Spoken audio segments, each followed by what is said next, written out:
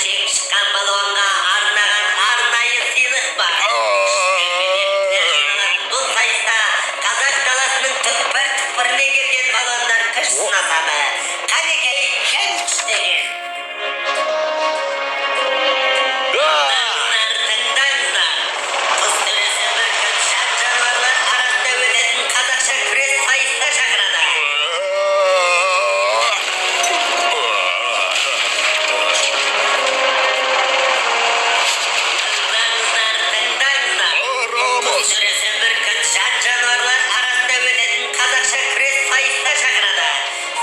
Жеңіп шыққан балуанға арнаған арнайы сыйлық бар.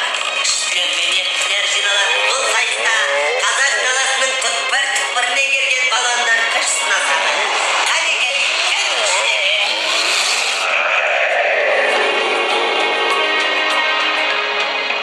Бұл жарыста жеңіске жету оңай емес. Саған көп жаттығу қажет, балам. Қазірден бастап дайындыққа кірісейік. Мен дайынмын. Өзімді бұл да балуанға аса қажетті қасиеттің бірі. Жарты жолда жігеріңді жасытып алсаң, жеңіске жету қиын болады, ұқтың ба? Ұқтым. Ал енді мына қапты тастарға толтырып әкел.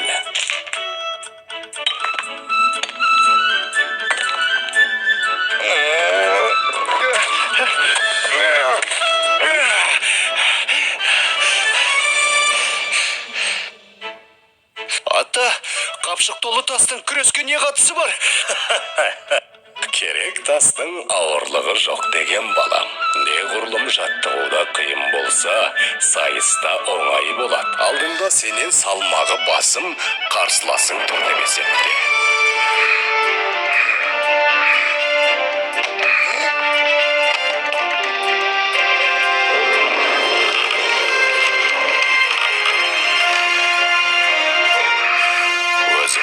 Күші басым қарсыласыңды әдіс айламен ғана алуға болады. Мысалы, анда қарашы.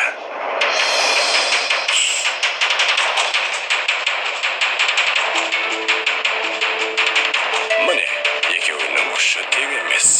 Алайда кішкентай Дәуіттің әрекеті үлкен жыланның бетін қайтарды. Түсіндім, ата.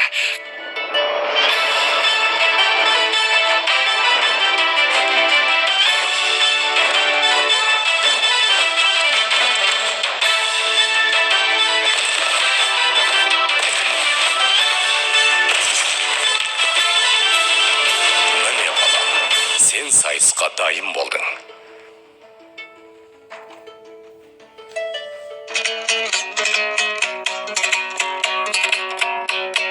Қой болсақ та момынды, күдірейтіп жонымды, сөз сөйлесем қонымды, шешіп алмас тонымды, азулығы алдыртпай, қарсаққа салдыртпай, қазақтың ұлттық тағамы қымызды түйісті ішіп отыр.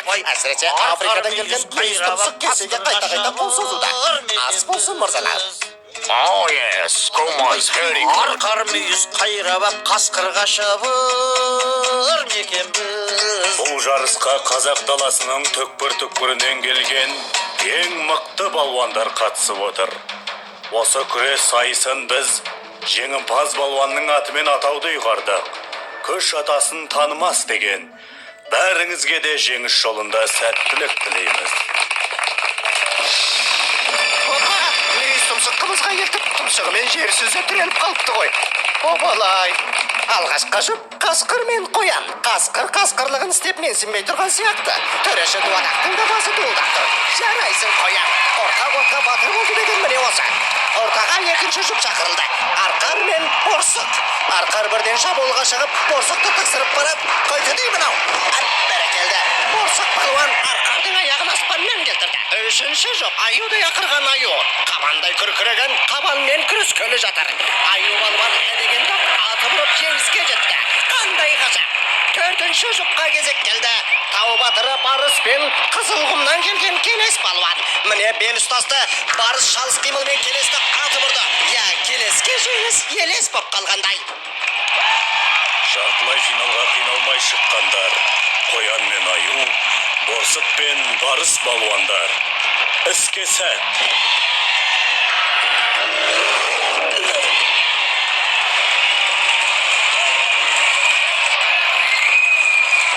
Міне көптен күткен ақтық сайыс келіп жетті.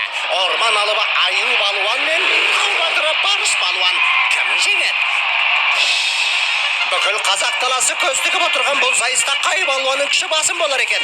Жайқын күш иесі аюдың темірдей құрсауынан барыс ептілігінің арқасында тағы да сытылып шықты.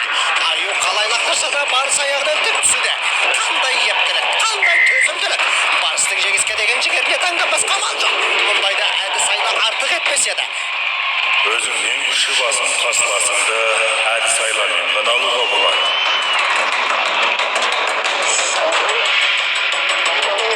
Міне, барыс елін тауып аюды алып ұрды. Таза жеңіс, ғажап.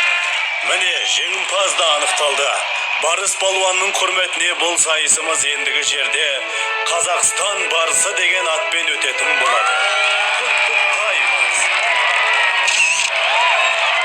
Жарайсың бала. Сен қазақша күрестің мәртебесін тағы да бір көтеріп тастадың. Ұлттық күресіміздің абыройын асқақтата бер.